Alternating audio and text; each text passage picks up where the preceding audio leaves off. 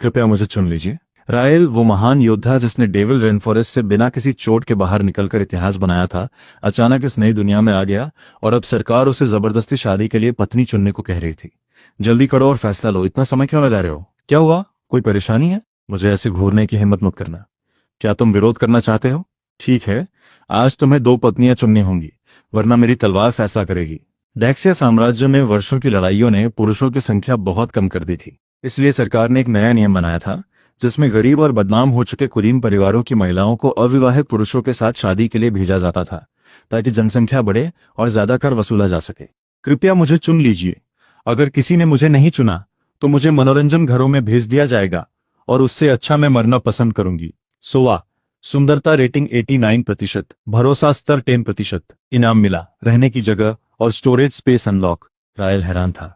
सरकार से मिली ये पत्नी सिर्फ खूबसूरत ही नहीं थी, बल्कि उसे इनाम भी मिल रहे थे। उसने फैसला कर लिया, ये पहली होगी, लेकिन नियम के अनुसार उसे दूसरी पत्नी भी चुननी थी। तभी उसकी नजर ब्रिन पर पड़ी। शायद ये अधिकारी जानबूझकर उसे परेशान कर रहा था।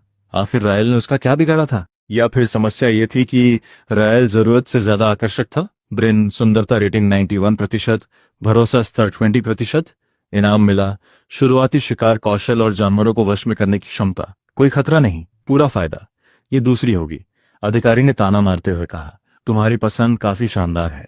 टैक्स जमा करने की तारीख तक सिर्फ आधा महीना बचा है। यहाँ लोगों की गिनती के हिसाब से कर लिया जाता है, इसलिए कमी मत होने देना, वरना कानून के अनुसार सजा मिलेगी। अब अंदर जाओ। दिन के उजाले में दोनों महिलाएं उसके घर आ गईं। घर बिल्कुल खाली था। दोनों महिलाओं ने पश्चिम वाले कमरे को अपना लिया और रायल पीछे वाले पहाड़ की तरफ शिकार करने निकल गया। ये साधारण धनुष उसकी पुरानी दुनिया वाली बंदूक जैसा नहीं था, लेकिन काम चल सकता था। उसने एक ही तीर से पेड़ की डाल पर बैठे शिकार को गिरा दिया। ऐसी सटीकता अगर सेना में दिखाता तो कम से कम बड़ा कमांडर बन चुका होता। उसने दोनों से कहा, तुम आराम करो, मैं जल्दी वापस आऊंगा। स्टोरेज स्पेस की ताकत सच में कमाल थी। तभी उसे एक जानी पहचानी आवाज सुनाई दी। जेड, रायल, तुम यहाँ क्या कर रहे हो? जल्दी कोई रस्सी या सहारा दो, मैं नीचे गिर जाऊंगी। रायल ने उसे ऊपर खींच लिया। ठंड बहुत ज्यादा थी। तुम इस पहाड़ पर अकेली क्या कर रही थी? मेरी माँ बीमार है, डॉक्टर के लिए पैसे नहीं है और दवा खरीदने के लिए भी कुछ नहीं बचा। घर का अनाज टैक्स के लिए बचाना जरूरी था, इसलिए मैं जड़ी बूटियां ढूंढने आई थी, लेकिन किस्मत खराब थी और यहाँ फंस गई। रायल ने देखा कि जेड के पास खास कौशल थे, शिकार, इलाज और लोहार बनाने की कला। ये लड़की तो चलती फिरती खजाने जैसी थी। जेड ने पूछा, क्या तुम शिकार करने जा रहे हो? क्या मैं साथ आ सकती हूँ? मैं मजबूत हूँ, तुम्हारा सामान उठा सकती हूँ, बस मुझे 10% हिस्सा दे देना। मुझे अपनी माँ के लिए अच्छा खाना चाहिए ताकि वो जल्दी ठीक हो सके। रायल सोचने लगा कि अगर वो साथ आई तो खतरा बढ़ जाएगा, क्योंकि उसकी स्टोरेज क्षमता का राज खुल सकता था। उसने अपना कपड़ा निकालकर कहा, इसे पहन लो और घर चली जाओ। अगर मुझे कुछ मिला तो तुम्हारे घर भेज दूंगा। लेकिन तुम्हारे पास बारिश से बचने का कपड़ा नहीं है, तुम ठंड से जम जाओगे। मेरे पास मोटा कोट है। ये कपड़ा बर्फ के लिए है और अभी बर्फ आने वाली नहीं है। अब खड़ी मत रहो, घर जाओ। रायल, बहुत धन्यवाद। तुमने आधे दिन में इतना सब कैसे कर लिया? बस किस्मत अच्छी थी। नदी का एक हिस्सा अभी जमा नहीं था, वहां जानवर पानी पीने आते हैं। आज रात चिकन बनाएंगे, लेकिन हमें खाना बनाना नहीं आता। चिंता मत करो, मैं सीख लूंगा। मुझे कढ़ाई, बुनाई और खेती आती है, मैं तुम्हारे लिए परेशानी नहीं बनूंगी। एक कुलीन लड़की जिसने कभी रसोई में कदम तक नहीं रखा था, अब खाना बनाने की बात कर रही। रायल ने सोचा ये भी शायद कोई खास इनाम देगा। तभी नया कौशल मिला, भट्टी बनाने की कला। अब वो खुद ईंटें बना सकता था और एक मजबूत घर तैयार कर सकता था। अब इस जर्जर मिट्टी की झोपड़ी में ज्यादा दिन रहना मुश्किल था। घर की हालत सुधारने से पहले सबसे बड़ी समस्या थी टैक्स। अनाज जमा करने की तारीख में सिर्फ 15 दिन बचे थे। हर व्यक्ति को 100 पाउंड अनाज देना था और उनके 3 लोगों के परिवार पर कुल 300 पाउंड का कर था, लेकिन उनके पास बचा था सिर्फ 50 पाउंड अनाज।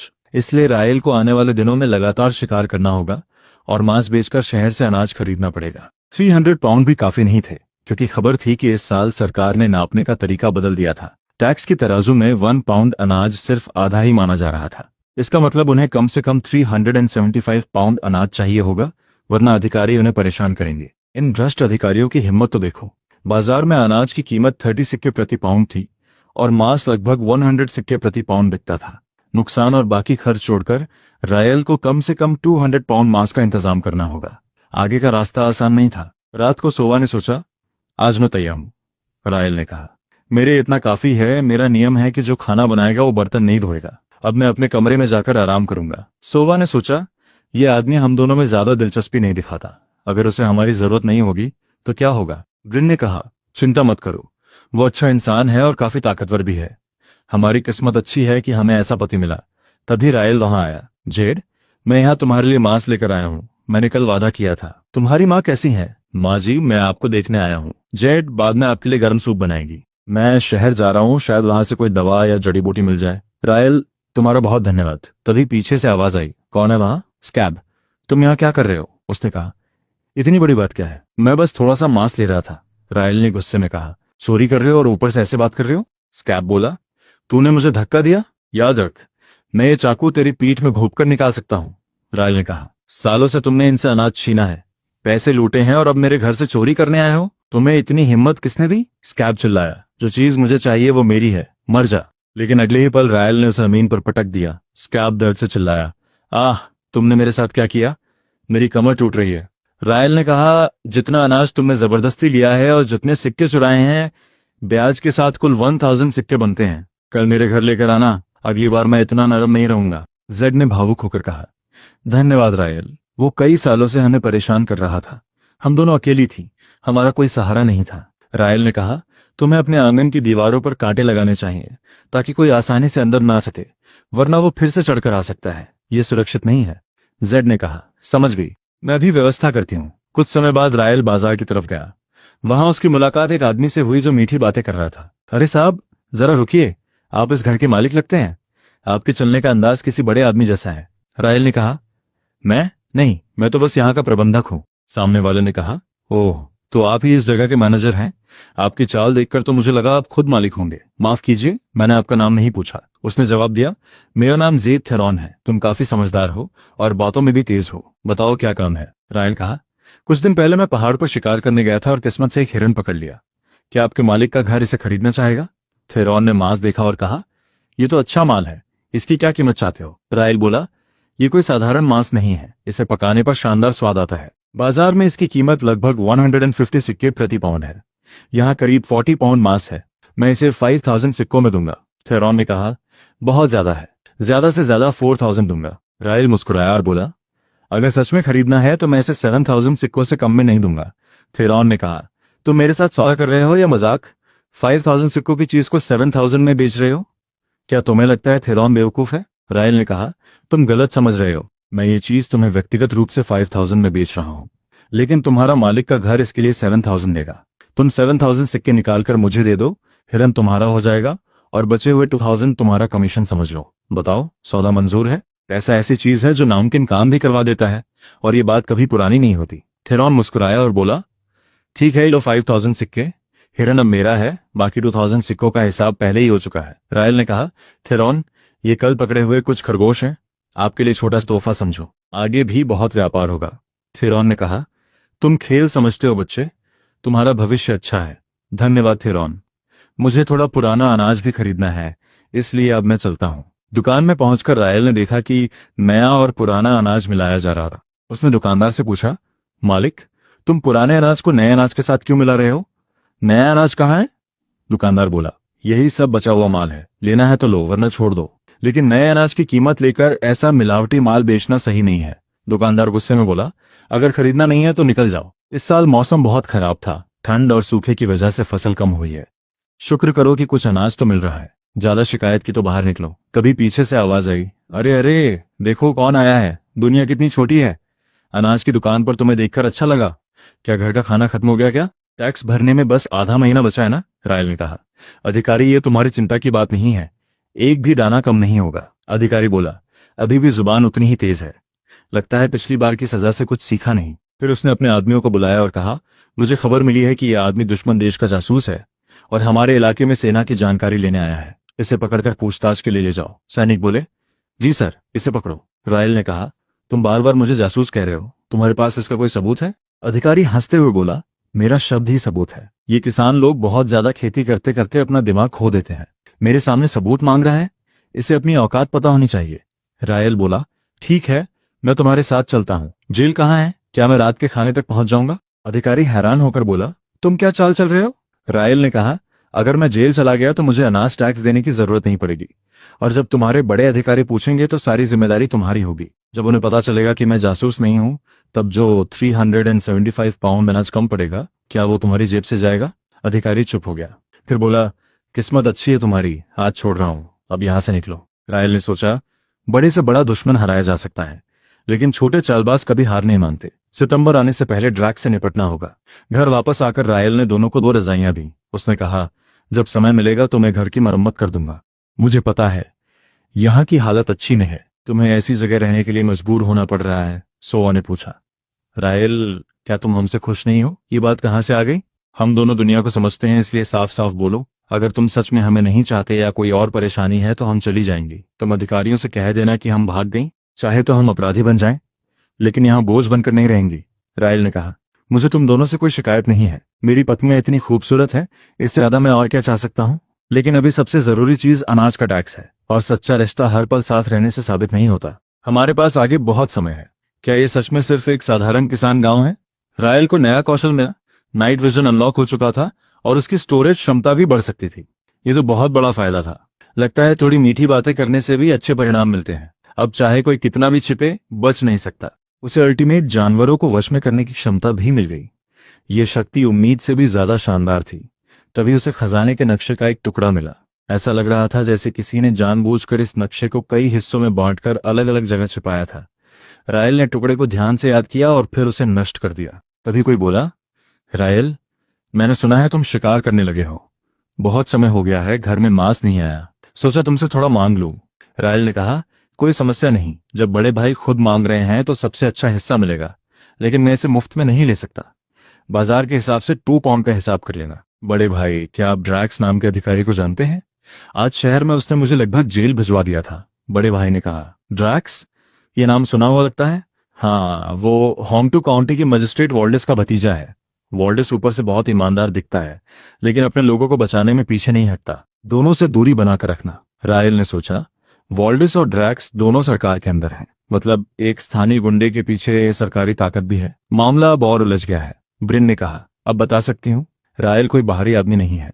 मैं और सिल्फ बचपन से एक दूसरे को जानते हैं। हम दोनों पहले राजकुमार के पक्ष में थे, लेकिन दूसरे राजकुमार ने 10 साल से ज्यादा इंतजार किया और फिर बहुत बेरहमी से सत्ता छीन ली। हमारे पास भागने के अलावा कोई रास्ता नहीं था और हम यहां तक आ गए। रायल समझ गया कि कभी कभी राजा और योद्धा भी हार जाते हैं, इसलिए नहीं कि वो गलत थे, बल्कि इसलिए कि उन्होंने गलत पक्ष चुना था। दूसरा राजकुमार सच में निर्दयी था। ब्रिन ने कहा, आज रात मुझे रायल के साथ रहने दो। अब जब हम उसकी पत्नियां हैं तो रिश्ता सिर्फ नाम का नहीं होना चाहिए। हम नहीं चाहते कि वो हमारी वजह से किसी अपराधी को छिपाने के आरोप में फंसे। क्या तुम तैयार हो? ये रास्ता आसान नहीं होगा। पति के साथ उसका रास्ता भी अपना पड़ता है। अगर रायल ने हमें नहीं बचाया होता तो हमारी जिंदगी बहुत पहले खत्म हो चुकी होती। रायल ने कहा, चिंता मत करो, जब तक मैं हूं कोई तुम्हें नुकसान नहीं पहुंचाएगा। कुछ समय बाद रायल मांस बेचने के लिए काउंटी शहर गया।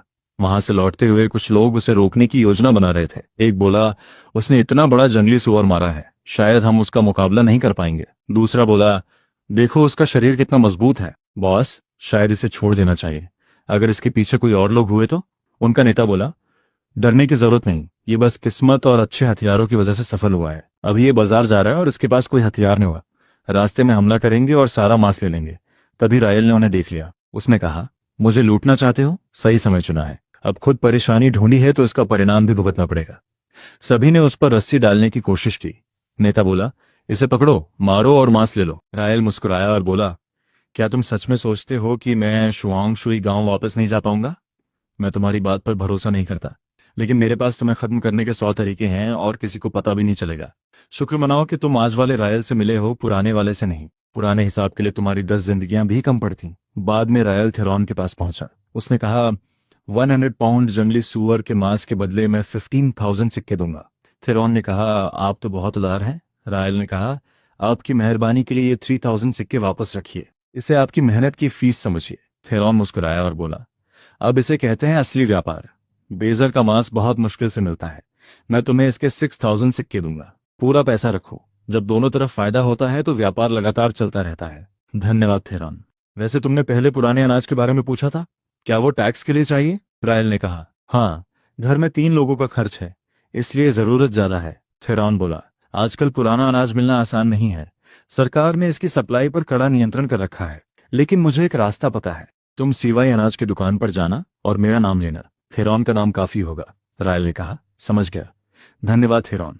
बाजार में एक आदमी आवाज लगा रहा था, आइए देखिए, सिर्फ 10,000 सिक्कों में एक को घर ले जाइए। ये सब बिना रजिस्ट्रेशन वाले लोग हैं, इन्हें अनाज टैक्स नहीं देना पड़ता, मौका मत गंवाइए। तभी एक औरत बोली, साहब, जल्दी मत जाइए, एक नज़र देख लीजिए। पूरा दिन खड़ी हूँ लेकिन एक भी बिक्री नहीं हुई। मैं आपको कम कीमत में दे दूंगी। रायल ने सोचा, क्या मैं ऐसा आदमी दिखता हूँ जिसके पास 10,000 सिक्के हों? तभी सिस्टम ने बताया, भरोसा स्तर 0, पहली मुलाकात और पहले ही कोई प्रभाव नहीं, कोई इनाम भी नहीं मिला। लेकिन उसने सोचा, चलो इसे एक अच्छा काम समझ लेते हैं। उसने पूछा, इसकी कीमत कितनी है? व्यापारी बोला, साहब आपकी पसंद अच्छी है, इसका नाम वेस्पर है, आज बिक्री नहीं हुई इसलिए आधी कीमत कर देता हूँ, सिर्फ 5,000 सिक्के। रायल ने पूछा, क्या खाना बनाना आता है? अगर आता है तो मेरे साथ चलो। सिस्टम ने दिखाया कि उसकी मदद करने के बाद भी भरोसा स्तर कम हो गया। व्यापारी बोला, पैसा पहले सामान बाद में, एक बार सौदा हुआ तो वापस नहीं होगा।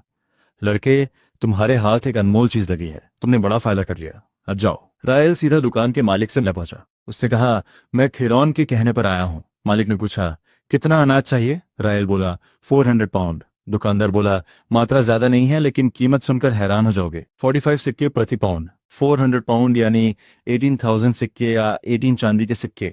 रायल ने कहा, थेरॉन ने तो 40 सिक्के बताए थे। दुकानदार बोला, वो 3 दिन पहले की कीमत थी, मेरी गलती है कि मैंने थेरॉन को नई कीमत नहीं बताई, लेकिन क्योंकि तुम उसके भेजे हुए हो इसलिए साफ बता देता हूँ। 3 दिन पहले बिंगजो सेना ने पूरे इलाके में भारी मात्रा में पुराना अनाज खरीदना शुरू कर दिया। अब पुराना अनाज बहुत कम बचा है। कुछ व्यापारी नए अनाज को पुराने में मिलाकर बेच रहे हैं और कुछ तो पूरा नया अनाज बताकर बेच रहे हैं। लेकिन मेरी दुकान ईमानदारी से काम करती है। 45 सिक्के सबके लिए सही कीमत है। रायल बोला, ठीक है, सौदा मंजूर है, लेकिन आज मेरे पास पूरे पैसे नहीं है। मैं अभी 200 पाउंड ले जाता हूँ और बाकी 200 पाउंड के लिए जमा राशि छोड़ देता हूँ। 3 दिन बाद आकर बाकी ले जाऊंगा। दुकानदार बोला, ठीक है, बस 10 चांदी के सिक्के जमा कर दो। फिर रायल वेस्पर की तरफ देखकर बोला, अब तुम मेरे साथ चलोगी। तुम्हारा काम होगा घर के बाहरी काम और मेहनत वाले काम करना। वेस्पर हैरान होकर बोली, मैं? रायल बोला, हाँ तुम। मैंने तुम्हें आराम करने के लिए नहीं खरीदा है, काम करना होगा। सिस्टम ने बताया, भरोसा स्तर 15 अंक नीचे चला गया। वेस्पर गुस्से में बोली, जब तुमने मुझे बांध रखा है तो मैं मदद कैसे करूंगी? रायल ने सोचा, इतनी खूबसूरत लड़की को संघर्ष करते देखना भी अलग ही अनुभव है, इसमें हिम्मत तो है। घर पहुंचने के बाद ब्रिन ने पूछा, रायल, ये कौन है? रायल ने कहा, रास्ते में लोगों की बिक्री लगी थी। शिकार के लिए मुझे अक्सर बाहर जाना पड़ता है और घर में खाना बनाने वाला कोई नहीं था, इसलिए इसे ले आया। तुम्हारा नाम क्या है? लड़की बोली, वेस्पर। ब्रिन ने पूछा, आज गांव में कुछ हुआ क्या? वेस्पर ने कहा, हाँ, एक अजीब बात हुई। करीब 10 अधिकारी गांव में आए थे और हर घर में जाकर पूछ रहे थे कि क्या 11 साल पहले कोई आदमी यहाँ 2 छोटी बच्चियों के साथ आया था। इतने साल पुराने मामले को अचानक क्यों खोदा जा रहा है, यही समझ नहीं आ रहा, कुछ तो गड़बड़ है। वॉल्डिस इतने सालों से काउंटी मजिस्ट्रेट है, क्या वो किसी को ढूंढ रहा है? क्या ये हमसे जुड़ा हुआ है? रायल ने कहा, ज्यादा मत सोचो, चिंता मत करो। पहले बताओ, क्या तुम पत्ता गोभी के साथ ब्रेज्ड पसलियां बना सकती हो? जाकर खाना बनाना शुरू करो। वेस्पर ने पूछा, रसोई कहाँ है? रायल ने कहा, बाहर निकलो और दाईं तरफ मुड़ जाना। 2 छोटी बच्चियों के साथ एक आदमी 11 साल पहले, क्या वो हमें ढूंढ रहे हैं? क्या उन्होंने हमें खोज लिया? क्या वो आदमी हमारा पिता था? नहीं, ऐसा नहीं हो सकता। तभी ब्रिन घबराकर आई और बोली, रायल, बहुत बड़ी समस्या हो गई है। रायल ने कहा, शांत हो जाओ, शुरुआत से बताओ क्या हुआ। ब्रिन बोली, बड़े भाई पर पास के जियोजा गांव के लोगों ने हमला कर दिया है। वो बहुत गुस्से में हैं और तुम्हारे पीछे आ रहे हैं, तुम्हें छिपना चाहिए। रायल ने पूछा, जियोजा गांव वाले मेरे पीछे क्यों आएंगे? क्या मैंने उनके इलाके में जाकर शिकार किया और जंगली सुअर मार दिया? ब्रिन ने कहा, जियोजा के शिकारी कह रहे हैं कि उन्होंने उस सुअर का कई दिनों तक पीछा किया था और तुमने बीच में आकर उसे ले लिया। रायल ने कहा, तो क्या हुआ? पहाड़ कब से जियोजा गांव की संपत्ति बन गया? ये सरकारी जमीन है, यहाँ कोई भी शिकार कर सकता है। ब्रिन ने कहा, लेकिन वो बहुत सारे हैं और सब ताकतवर शिकारी हैं, वो रास्ते में है, तुम्हें सच में छिप जाना चाहिए। रायल ने कहा, छिपूं? वो तो मेरे दरवाजे तक आ गए हैं, अब मैं कहाँ जाऊं? हर समस्या का कोई ना कोई रास्ता होता है। तभी बाहर से आवाज आई, रायल, तुमने जियोजा गांव के शिकार क्षेत्र में बिना अनुमति घुसकर शिकार किया है, आज तुम्हें जवाब देना होगा, बाहर निकलो। तभी एक आवाज आई, वहीं रुक जाओ। एक कदम और बढ़ाया तो ये तीर किसी को नहीं छोड़ेगा। जियोजा वालों ने देखा कि एक महिला धनुष लेकर खड़ी थी। एक आदमी बोला, इस औरत में बहुत हिम्मत है। रायल, तुम एक औरत के पीछे छिप रहे हो, ये कैसी मर्दानगी है? रायल ने कहा, पहाड़ सरकार की जमीन है, कब से ये जियोजा गांव का शिकार क्षेत्र बन गया? और तुम्हें मेरे शिकार किए हुए सुअर पर दावा करने का अधिकार किसने दिया? किस आधार पर? जियोजा वालों ने कहा, हमने उस सुअर का 7 दिन और 7 रात पीछा किया था। तुमने हमारा शिकार छीन लिया, आज या तो पैसे दो या मांस वापस करो, वरना जो होगा उसके जिम्मेदार तुम खुद होगे। भाइयों, आगे बढ़ो। ब्रिन ने तुरंत तीर तान दिया। उसने कहा, कोई आगे नहीं बढ़ेगा, एक भी हरकत की तो तीर सीधा चलेगा। एक आदमी गुस्से में बोला, तुम क्या कर रही हो? और रायल, तुम अपनी पत्नी को रोक नहीं सकते? ये तो बहुत खतरनाक है। रायल ने कहा, मैं क्यों रोकूं? तभी किसी ने कहा, खबर है तुमने बड़े भाई को मारा था। बड़े भाई हमारे गांव की इज्जत है। अगर तुमने उन्हें चोट पहुंचाई तो तुमने पूरे शुआंगशुई गांव का अपमान किया है। ये मामला खत्म नहीं हुआ। जाओ और बड़े भाई को यहाँ लेकर आओ। फैसला वो खुद करेंगे। थोड़ी देर बाद कुछ लोग बोले, ठीक है, तुम ही बताओ क्या चाहते हो। हम भी पहाड़ों में रहने वाले लोग हैं, बस जिंदगी चलाना चाहते हैं। इतना बड़ा झगड़ा करने की जरूरत नहीं है। उन्होंने कहा, तुमने हमारे गांव के मुखिया को मारा है, इसलिए अभी जाकर बड़े भाई से माफी मांगो। अगर वो तुम्हें माफ कर दें तो बात खत्म। रायल ने पूछा, बड़े भाई कहाँ हैं? उन्हें यहाँ आना चाहिए था। तभी एक आदमी बोला, रायल, हमें बहुत अफसोस है। बड़े भाई कहते हैं कि जियोजा वालों की मार खाने के बाद उन्हें चक्कर आ रहे हैं, पैरों में दर्द है और शरीर हिल नहीं रहा। शायद वो चल भी नहीं सकते। ये सुनकर जियोजा के एक आदमी ने कहा, बकवास है, हमने तो बस एक थप्पड़ मारा था।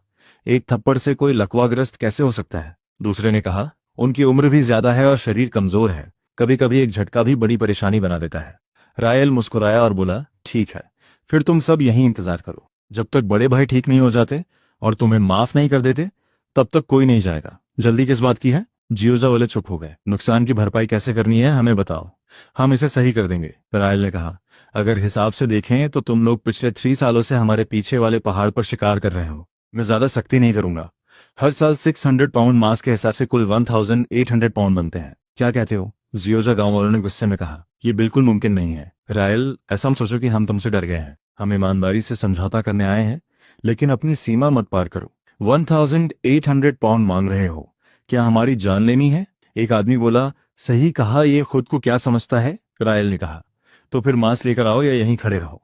मुझे कहीं जाने की जल्दी नहीं है। अंदर खाना भी है, पानी भी है और आराम करने के लिए गर्म बिस्तर भी। मेरे लिए एक कटोरा पानी ले आओ, थोड़ा प्यास लगी है। उधर कुछ लोग आपस में बात करने लगे। ये औरत आखिर कहाँ से आई? ऐसी तीरंदाजी तो सामान्य नहीं है। पता नहीं, लेकिन इससे उलझना सही नहीं होगा। तभी अंदर से आवाज आई, बाहर सब ठीक है, इतने सारे लोग हैं। किसी ने कहा, जब रायल वहां है तो डर किस बात का? जंगली सुअर के पैर में अभी भी मेरा तीर फंसा हुआ है, शायद अब तक दर्द से परेशान होगा।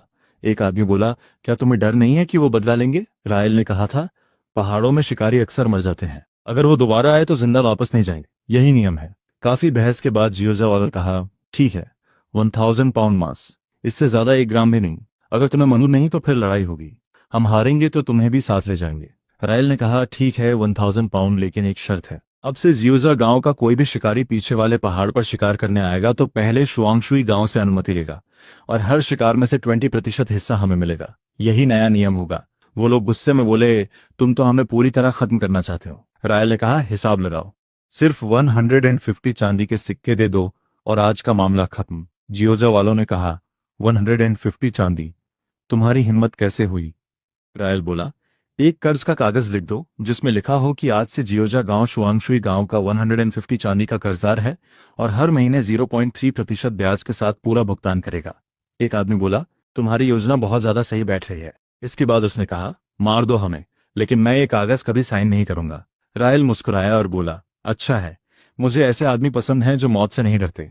फिर उसने यान से पूछा, ये लोग हथियार लेकर मेरे घर में घुसे और लूटने आए, डैक्सिया साम्राज्य के कानून के अनुसार इसकी सजा क्या है? यान ने जवाब दिया, हथियार के साथ घर में घुसना और हिंसा की कोशिश करना बड़ा अपराध है। कानून के अनुसार इन्हें मौत की सजा मिल सकती है। ये सुनकर जियोजा वाले डर गए। उन्होंने कहा, हमसे गलती हो गई, हम ज्यादा घमंडी हो गए थे। हम रायल के नुकसान की भरपाई करेंगे। हम 10 चांदी के सिक्के देने को तैयार हैं। रायल ने कहा, लगता है जियोजा गांव काफी अमीर है। उनका नेता खुद 10 चांदी लेकर घूम रहा है। ये शिकारी साधारण लोग नहीं है। ठीक है, 10 चांदी मंजूर, अब तुम जा सकते हो। ये मामला यहीं खत्म समझो। तभी रायल ने कहा, रुको लेनी, ये पैसे बड़े भाई के पास ले जाओ। कहना कि ये जंगली सुअर वाले मामले की भरपाई है और उन्हें आराम करने को कहना। आज तुमने बहुत दौड़ भाग की है, इसमें से कुछ पैसे अपने पास रख लो। तुम्हारे घर की हालत ठीक नहीं है और तुम्हें एक बुजुर्ग की देखभाल भी करनी है। बाजार जाकर अनाज खरीद लेना, पहले ये साल निकालो। लेनी ने कहा, नहीं, मैं इतना पैसा नहीं ले सकती। मैंने तो बस तुम्हारा संदेश पहुंचाया है, कोई भी कर सकता था। रायल ने कहा, गांव में कोई भी तुम्हारे लिए खड़ा नहीं हुआ। तुमने मदद की है, इसलिए ये तुम्हारा हक है। तुम भी जानती हो जियोजा गांव कितना ताकतवर है। गांव वालों का डरना समझ आता है, लेकिन बात सिर्फ डर की नहीं है। मेरा विश्वास करो, असली परेशानी अभी शुरू हुई है। तुम सोचते हो जियोजा वाले दोबारा आएंगे? रायल ने कहा, ये लो, इसमें से एक चांदी का सिक्का वापस रख लो। तभी उसने वेस्पर की तरफ देखा। जाओ और उस आधे बचे उस सुअर के सिर काटकर रसोई में ले जाओ। बड़े भाई के घर भेज देना, उबाल कर खाएंगे तो शायद उनका दिमाग थोड़ा ठीक हो जाए। बड़े भाई, आज जो हुआ वो तुम्हें पता नहीं है। एक आदमी बोला, क्या तुम्हें नहीं लगता रायल ने कुछ ज्यादा ही आसानी से समझौता कर लिया? जंगली सुअर वाले ने 10 चांदी दी और उसने ले ली। अगर मेरी बात मानो तो वो और ज्यादा मांग सकता था, शायद 20 चांदी तक मिल जाती। बड़े भाई ने कहा, बेवकूफी मत करो, जिस बात को समझते नहीं हो उस पर बोलना बंद करो। वो पैसा ज्यादा लेता तो परेशानी बढ़ जाती। 10 चांदी भी इतनी है कि लोगों के मन में जलन पैदा कर दे। अगर रायल 150 चांदी लेकर आता तो गांव में उसके लिए जगह बनाना मुश्किल हो जाता। लोग उससे नहीं, उसके पास मौजूद चीजों से जलते। दूसरा आदमी हैरान होकर बोला, तो क्या रायल को नुकसान नहीं हुआ? बड़े भाई ने कहा, तुम्हें सच में थोड़ा सुअर का दिमाग खाना चाहिए। वो लड़का बहुत समझदार है। उसने पैसा भी लिया, सही इंसान भी बना रहा और अपनी उदारता की छवि भी बना ली। अब गांव वाले उससे जल भी नहीं सकते। उसका भविष्य बहुत अच्छा है। तभी किसी ने कहा, सच में बड़ा भविष्य है। सुअर का दिमाग खाने से शायद सोच भी बड़ी हो जाए। कुछ समय बाद रायल घर पहुंचा। बाहर से आवाज आई, रायल घर पे हो? तुम्हारी बुआ देखने आई है। रायल ने कहा, बुआ इतनी रात हो गई है, आप यहाँ कैसे? बुआ बोली, अरे रायल, मैंने सुना तुमने जंगली सुअर मार गिराया। शुआंगशुई गांव में इतने सालों में ऐसा शिकारी नहीं देखा। मैं हमेशा कहती थी कि बड़ा होकर तुम कुछ बड़ा करोगे। देखा, मेरी बात सही निकली। रायल हंसकर बोला, बुआ, आपको सच में ऐसा याद है? मुझे तो याद है आप कहती थी कि मैं पढ़ाई में बेकार हूँ, लड़ाई में कमजोर हूँ और जिंदगी में कुछ नहीं कर पाऊंगा। हमेशा किसान ही बना रहूंगा। ये बातें मेरी तो नहीं लगती। बुआ बोली, रायल, मैंने हमेशा तुम पर भरोसा किया है। वो सब बातें दूसरे लोग कहते थे, मेरी नहीं थी। तभी लियू बुआ बोली, रायल बेटा, हमारे घर में इस साल का अनाज पूरा नहीं हुआ है। क्या तुम थोड़ा सुअर का मांस उधार दे सकते हो? अगले साल फसल के बाद लौटा देंगे। रायल ने कहा, लियू बुआ, ये थोड़ा मुश्किल है। मेरे घर में भी 3 लोगों का खर्च है। हमारे पास इतना मांस नहीं कि दूसरों को दे सकूं। आपको कोई और रास्ता देखना होगा। लियू बुआ ने दोनों पत्नियों की तरफ देखकर कहा, वैसे भी तुम्हारे घर की वो दोनों औरतें कोई काम नहीं करती। उन्हें रखने का क्या फायदा, सिर्फ अनाज बर्बाद कर रही हैं। दोनों को छोड़ दो। याद है नहीं बेटी शिव, वो असली किसान परिवार की लड़की है, मेहनती है और ज्यादा दहेज भी नहीं मांगूंगी। तभी ब्रिन ने गुस्से में तीर चला दिया जो पास से निकल गया। उसने कहा, माफ करना बुआ, हाथ फिसल गया। मैं पूरी तरह बेकार नहीं हूं। धनुष चलाना आता है, हालांकि निशाना थोड़ा कमजोर है। लेकिन अगर आप यहां खड़े होकर बकवास करती रहीं तो अगला तीर कहां जाएगा, इसकी गारंटी नहीं दे सकती। रायल ने सोचा, ये लड़की तो सच में गुस्सैल है, दिलचस्प है। लियू बुआ गुस्से में बोली, ये लड़की तो बहुत बदतमीज है। रायल, तुम इसे रोकते क्यों नहीं? हम परिवार वाले हैं और तुम्हारी पत्नी बड़ों से ऐसे बात करती है, ये तो गलत है। इसके आधार पर तुम इसे तलाक दे सकते हो। तुम लोग मेरे साथ ऐसा व्यवहार करने की हिम्मत कैसे कर सकते हो? मैं इसकी शिकायत अधिकारियों से करूंगी। रायल ने कहा, लियू बुआ, मैं सच में माफ चाहता हूँ। हमारे पास खुद के लिए भी अनाज कम है और मैं इसी चिंता में रहता हूँ। जहां तक मेरी पत्नी की बात है, उसकी चिंता मत करो। रायल ने कहा, तुम्हारी चिंता करने की जरूरत नहीं है, मुझे ऐसी ही हिम्मत वाली औरतें पसंद है। लियू बुआ, अब आप चलिए, देर हो रही है। तभी स्कैब दौड़ता हुआ आया और बोला, रायल, मुझे अपने साथ रख लो। आज से तुम जो कहोगे वही करूंगा। जिसे मारना होगा उसे मारूंगा, कोई सवाल नहीं पूछूंगा। रायल ने पूछा, स्कैब, तुम मेरे साथ चलना चाहते हो? डर नहीं लगता कि मैं फिर से तुम्हारा हाथ तोड़ दूंगा? स्कैब ने सिर झुकाकर कहा, पहले मेरी आंखें बंद थीं, मैं समझ नहीं पाया कि मैं किसके सामने खड़ा हूं। मैंने असली ताकत को पहचानने में गलती की। बस मुझे एक मौका दे दो, मैं जिंदगी भर तुम्हारा वफादार रहूंगा। चाहे आग हो या पानी, मैं पीछे नहीं हटूंगा। रायल ने कहा, अंदर आकर बैठो, मुझे तुमसे एक बात पूछनी है। क्या तुम अनाज का इंतजाम कर सकते हो? जितना ज्यादा हो सके उतना अच्छा, स्कैब बोला। अनाज? होंगटो काउंटी के अंदर एक गुप्त बाजार है। वहां कीमत खुले बाजार से कम होती है और कोई नहीं पूछता कि माल कहां से आया। ये बाजार नया है, लेकिन अफवाह है कि काउंटी मजिस्ट्रेट खुद इसे संरक्षण देता है। सरकार ऊपर से अनदेखा करती है और अंदर से इसे बचाती है। रायल ने कहा, घर जाकर तैयारी करो, 2 दिन बाद मेरे साथ काउंटी शहर चलना। मुझे अनाज खरीदना है और उस गुप्त बाजार को भी देखना है। स्कैब बोला, जी मालिक। रायल, चिंता मत करो, मैं तुम्हारे रास्ते की हर रुकावट हटा दूंगा। तभी बाहर से आवाज आई, मैं तुम्हें मार डालूंगा बेशर्म आदमी। रोज गांव में परेशानी खड़ी करता है और अब रायल के घर तक आ गया। शर्म नहीं आती? निकल यहां से। स्कैब बोला, रुको चाचा, मुझे मत मारो, मैं अब परेशानी करने नहीं आया हूं। मैं अब से रायल के साथ काम करूंगा। उसने मुझे स्वीकार कर लिया है, मैं अब उसका आदमी हूं। सामने वाला हैरान होकर बोला, सच में? रायल ने इसे अपने साथ रख लिया? रायल ने कहा, हाँ, यह अब मेरे काम करेगा। तभी बड़े भाई ने कहा, रायल, तुमने पहाड़ पर शिकार करके कमाल कर दिया। अगर तुम में इतनी क्षमता थी तो पहले क्यों नहीं बताया? पूरे गांव को चिंता में डाल दिया था। रायल ने कहा, सच कहूं तो मुझे खुद नहीं पता था कि मैं कर पाऊंगा या नहीं। बस कोशिश करने गया था और किस्मत साथ दे गई। बड़े भाई ने कहा, तो फिर एक बात सोचो, तुम्हारी इस क्षमता से गांव के लोग भी फायदा उठा सकते हैं। क्यों ना एक शिकार दल बनाया जाए? जब खेती का काम कम हो तो गांव वालों को पहाड़ पर ले जाओ और उन्हें अतिरिक्त कमाई का रास्ता दो। और अभी तुम्हारी जियोजा गांव से दुश्मनी भी हो गई है, अकेले जाना सुरक्षित नहीं होगा। अगर गांव वाले साथ होंगे तो परेशानी आने पर हम संख्या में कम नहीं होंगे। ताकत हमेशा साथ रहने में होती है। रायल ने कहा, बड़े भाई, मैं जानता हूं आप गांव के लिए अच्छा चाहते हैं, लेकिन हर जिम्मेदारी मेरे ऊपर मत डालिए। शिकार कोई खेल नहीं है, इसमें जान का खतरा होता है। फिर भी मैं इस गांव को कमजोर नहीं देखना चाहता। शुआंशुई गांव के लोगों की हालत सच में कठिन है। ये बूढ़ा आदमी मेरी कमजोरी समझ चुका है। रायल ने सोचा और बोला, ठीक है, अगर मैं थोड़ी मदद कर सकता हूं तो करूंगा। हम कोशिश करते हैं। बड़े भाई खुश होकर बोले, बहुत अच्छा रायल, तुम्हारा ये फैसला गांव के लिए बहुत बड़ी मदद है। तुम्हें जो भी चाहिए बस कहना। अगर मेरी ताकत में हुआ तो मैं मना नहीं करूंगा। रायल ने कहा, मैं अपना घर बड़ा करना चाहता हूँ। क्या आप पता कर सकते हैं कि इस जमीन का कागज बनवाने में कितना खर्च आएगा? अभी नहीं, जब पैसे जमा हो जाएंगे तब। बड़े भाई ने कहा, यह आसान है, मैं गांव के रजिस्टर और जमीन के दलाल से बात कर लूंगा। लेकिन ये जमीन सस्ती नहीं होगी। क्या तुम्हारे पास इतने पैसे हैं? रायल बोला, मैं इंतजाम कर लूंगा, पैसा समस्या नहीं है। बड़े भाई ने कहा, ठीक है, इसे मुझ पर छोड़ दो। बाद में रायल ने जेड से कहा, क्या तुम थोड़ी देर बाहर रहोगी? मुझे माँ वांग से अकेले में बात करनी है। जेड बोली, ठीक है, मैं दरवाजे पर ध्यान रखूंगी। अंदर रायल ने कहा, माँ वांग, मुझे माफ करना। माँ वांग ने कमजोर आवाज में कहा, रायल, मुझे माफ करना, मेरा शरीर दिन ब दिन कमजोर हो रहा है। पता नहीं मैं इस सर्दी को पार कर पाऊंगी या नहीं। मैं हमेशा तुम दोनों पर बोझ रही हूँ। रायल ने कहा, ऐसा मत कहिए, मुझे आपसे कुछ पूछना है लेकिन समझ नहीं आ रहा कैसे पूछूं। रायल सोच रहा था कि आखिर पूछूं कैसे। वो दिखने में कोई खास खूबसूरत नहीं था, चेहरे पर कई तिल थे, लेकिन उसका चलना, उसकी आवाज और उसके हाव भाव किसी महिला से बिल्कुल मेल खाते थे। फिर भी कुछ बातें ऐसी थीं जो अजीब लग रही थीं। माँ वांग ने कहा, रायल, तुमने हमारे लिए बहुत कुछ किया है, जो पूछना है पूछ लो। हम दोनों औरतें अकेली हैं, अब इतनी औपचारिकता की जरूरत नहीं है। रायल ने कहा, मैंने सुना है कुछ अधिकारी गांव में किसी को ढूंढ रहे थे, एक आदमी जो 2 औरतों के साथ सफर कर रहा था, और ये बात 10 साल से भी ज्यादा पुरानी है। अगर मैं गलत नहीं हूं तो वो लोग तुम्हें और जेड को ढूंढ रहे हैं।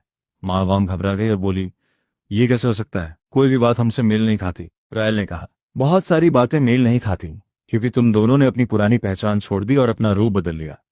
जेड की एक जुड़वा बहन होनी चाहिए, है ना? और तुम औरत नहीं हो, तुम एक पुरुष हो, बल्कि एक नपुंसक। पकड़े जाने के डर से तुमने खुद को औरत की तरह दिखाया और पिछले 11 सालों से इन पहाड़ों में छिपकर रह रहे हो। माँ वांग हैरान होकर बोली, तुम्हें ये सब कैसे पता? तुम आखिर हो कौन? रायल मुस्कुराया और बोला, लगता है मेरा अंदाजा सही था, तुम सच में नपुंसक हो। माँ वांग डरते हुए बोली, तुम क्या चाहते हो? क्या तुम हमें अधिकारियों को सौंप दोगे? रायल ने कहा, ऐसा कुछ नहीं है, बस कुछ बातें थीं जो मुझे परेशान कर रही थी, इसलिए सच जानना चाहता था। जेड ने धीमी आवाज में कहा, क्या उसे सब पता चल गया? नहीं, उसे कुछ मत बताना। रायल, मुझे माफ कर दो, हमारा इरादा तुमसे कुछ छिपाने का नहीं था। अगर जिंदगी इतनी मुश्किल ना बन जाती तो कौन अपना सब कुछ छोड़कर यहाँ इस तरह जीना चाहता? हम भी बस मजबूर लोग हैं, हमें ऐसे ही जीने दो। रायल ने कहा, जीना छोड़ने की जरूरत नहीं है। मावांग ने हैरानी से पूछा, तुम्हें कैसे पता कि मैं मरना चाहती हूँ? रायल ने कहा, पिछली बार जब मैंने तुम्हें देखा था तुम कमजोर थी। मावांग बोली, हाँ, लेकिन वो सिर्फ सामान्य सर्दी थी। रायल ने कहा, लेकिन ऐसा कैसे हो सकता है? अभी तुम्हारे होंठ नीले पड़ रहे हैं और उंगलियों के सिरे काले हो रहे हैं। ये किसी धीरे धीरे असर करने वाले जहर जैसा लग रहा है। वॉल्डिस का नाम सुनते ही तुम्हारा डर जाना और फिर कल अधिकारियों का गांव आना, इसका मतलब साफ है। लेकिन अभी कोई कदम उठाना गलती होगी। यहाँ रहना ही तुम्हारे लिए ज्यादा सुरक्षित है। चुप रहो और जिंदा रहो। अगर सच में खतरा आया तो तब फैसला लेना। अभी समय है, मौत के बाद कुछ न बचता। जिंदा रहोगी तो शायद सब बदलने का मौका मिलेगा। रायल ने सोवा से पूछा, क्या 11 साल पहले बिंगझो में कोई अजीब घटना हुई थी, खासकर किसी अधिकारी के परिवार से जुड़ी? सोवा ने सोचा और कहा, 11 साल पहले डैक्सिया साम्राज्य के 333वें वर्ष में बिंगझो के राजकुमार ने उत्तर की तरफ सेना भेजी थी और वेहे को हरा दिया था। सम्राट ने उसे बड़ा इनाम दिया और वेहे का बड़ा इलाका उसे दे दिया। उसके बाद बिंगझो में भ्रष्टाचार से जुड़े कुछ मामले सामने आए और चेन नाम का एक अधिकारी मारा गया। रायल ने पूछा, चेन अधिकारी? 11। सोवा ने कहा, हाँ, मुझे उसके बारे में याद है। जहां तक मुझे याद है उस पर भ्रष्टाचार का नहीं बल्कि देशद्रोह और दुश्मनों से मिलकर काम करने का आरोप लगा था। उसके पूरे परिवार को सजा दे दी गई, एक भी इंसान नहीं बचा। कहते हैं इतनी बेरहमी थी कि अंडे तक तोड़ दिए गए ताकि कहीं कुछ छिपा ना हो। ये बहुत निर्दयी घटना थी। इसके अलावा उस साल कोई और खास अजीब घटना नहीं हुई थी। रायल ने कहा, अंदर आ जाओ, मैं बस तुम्हारे बारे में थोड़ा जानना चाहता हूँ। इतना सावधान रहने की जरूरत नहीं है। अगर तुम सच में चेन परिवार से हो भी तो इतने साल बीत चुके हैं, मैं तुम्हें पकड़वाने नहीं वाला। मेरे साथ बाहर चलो। वेस्पर ने पूछा, क्या बात है, इतनी गोपनीयता क्यों? इन 2 दिनों में मैंने समझ लिया है कि तुम अच्छे इंसान हो, इसलिए मुझे जाने दो। मैंने तुम पर जितना खर्च किया है मैं सब वापस कर दूंगी, बल्कि उससे ज्यादा भी दे दूंगी। रायल ने पूछा, क्या तुम्हें पता है मैंने तुम्हें क्यों खरीदा था? वेस्पर ने पूछा, क्यों? क्या इसलिए नहीं कि मैं काम करूं? रायल बोला, क्योंकि तुम्हारा चेहरा थोड़ा किसी ऐसे इंसान से मिलता है जिसे मैं जानता था। मेरी एक दोस्त थी, उसका नाम जेड था। वेस्पर अचानक घबरा गई और बोली, वो कहाँ है? क्या वो अभी भी जिंदा है? रायल ने कहा, और अगर मैं तुम्हें बता दूं तो तुम क्या करोगी? क्या तुम भी जाकर उसे ढूंढने की हिम्मत करोगी? वेस्पर ने हैरानी से पूछा, तुम्हें क्या पता है? रायल बोला, मुझे उतना ही पता है जितना मुझे पता होना चाहिए, है ना मीरा? वेस्पर चौंक गई। तुम तुम जानते हो मैं कौन हूं? क्या तुम मुझे अधिकारियों के हवाले कर दोगे? रायल ने कहा, मैंने कहा ना, मुझे सिर्फ वही पता है जो मुझे पता होना चाहिए, जो नहीं जानना चाहिए उसके बारे में मैं कुछ नहीं जानता। इसलिए तुम यहाँ मेरे साथ सुरक्षित रह सकती हो। तुम सिर्फ वेस्पर हो, एक लड़की जो मेरे लिए खाना बनाती है। वेस्पर ने पूछा, तुम मेरी मदद क्यों कर रहे हो? रायल ने कहा, कोई खास वजह नहीं। अगर जाना चाहती हो तो अपना सामान तैयार कर लो, मैं तुम्हें थोड़े पैसे दे दूंगा और रात में चुपचाप निकल जाना। तुम्हारे पास पहचान पत्र नहीं है, यात्रा की अनुमति भी नहीं है।